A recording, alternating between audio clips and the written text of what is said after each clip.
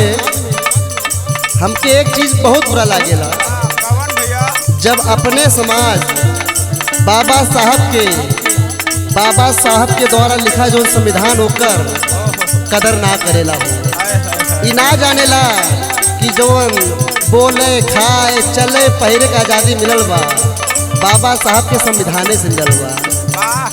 तो हम अपने इस समाज के कैसे का कहत बाटी गीत के माध्यम से का अरे बहुजन कदरी न जानेला भीम के लेखनिया में। अरे बहुजन कदरी न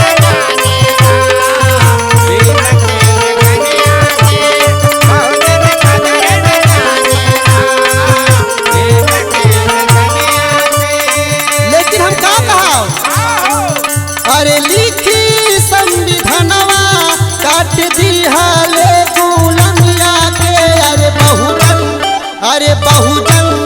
अरे बहुजन कदरी न जानेला भीम के लेखनिया के। अरे बहुजन कदरी न जानेला क्या बात है।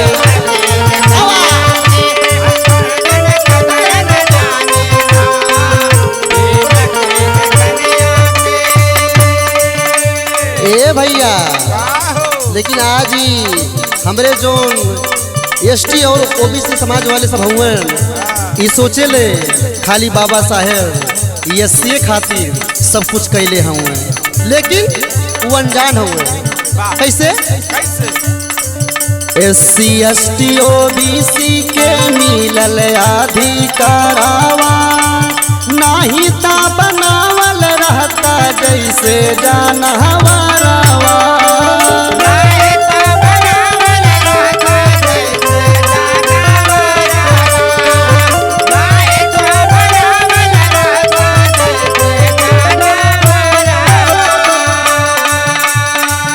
एससी एसटी ओबीसी के मिलल अधिकारवा नाही ता बनावल रहता जैसे जानवरवा। ए भैया अरे बाबा बनाई गईले हमनी के जिंदगनिया के। अरे बहुजन कदरी न जानेला भीम के लेखनिया के।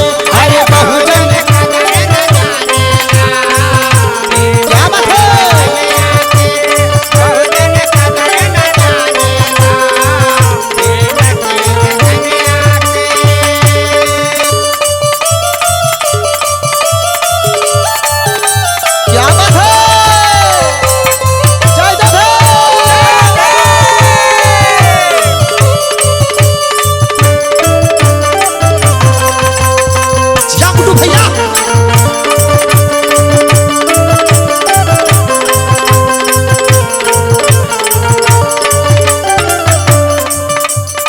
भैया आज हमें समाज की जो महिला भी बाटी पढ़ लिख के भी अनपढ़ वाला काम करेगी।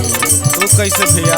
अरे जेकर न तेकर पूजा करी है, लेकिन जे उनके पढ़े के अधिकार देला उनकर पूजा तक का नामो न लिए हो।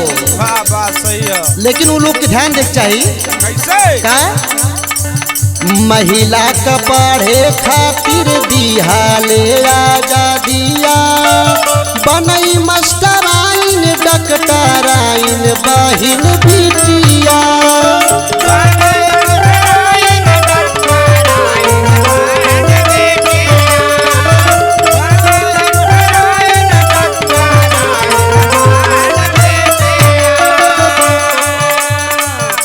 महिला का पढ़े खातिर दिहाले आजादिया बनई मास्टराइन डॉक्टराइन बहिन बिटिया।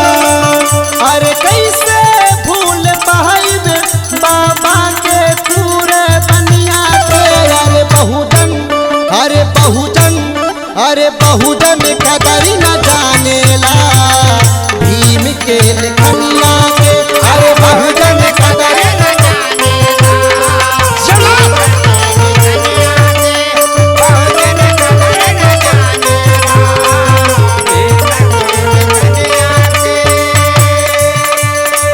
भैया आज ये हम देखिला बाबा साहब अपने समाज के जगा के गईले, लेकिन हमके लागेला कि आपन समाज आजो सोत बा।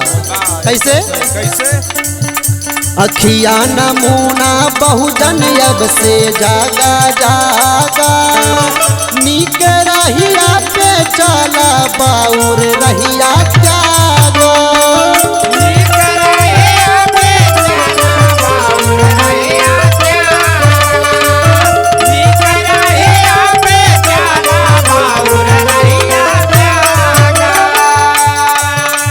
अखिया नमूना बहुजन अब से जागा जागा, नीक रहिया पे चला बाउर रहिया त्यागा। हर गठरी बांध के धैला बाबा साहब के बाचनिया के। अरे बहुजन अरे बहुजन अरे बहुजन कदर न जानेला भीम के लखनिया के। अरे बहुजन कदर न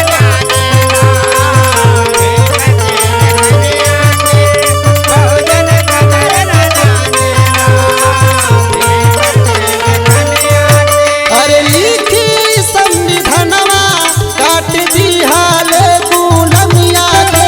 अरे बहुजन अरे बहुजन अरे बहुजन